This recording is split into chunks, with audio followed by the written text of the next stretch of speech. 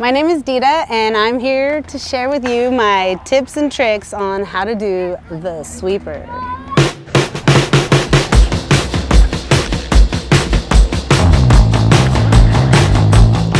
The number one trick to the sweeper is having a strong carve.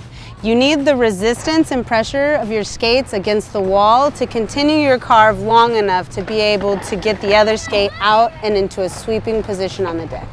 Once you get your carve down, you can move to the second step of getting to this long sweeper, and that is a mono carve, which is predominant weight on one skate only, which will allow you to pick up the other skate and complete the trick sweeper. In addition to a strong carve, another piece that'll make the sweeper a much easier trick for you to accomplish is speed.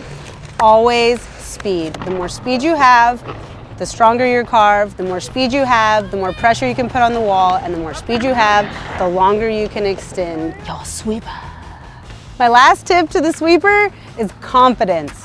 You don't need both skates. Look at skateboarders, they're on 4 wheels. You only need one skate. So if you learn to trust that one skate, your sweeper can last 2 feet to 2 yards and beyond. All right, let's get sweepers on 1, 2, and 3.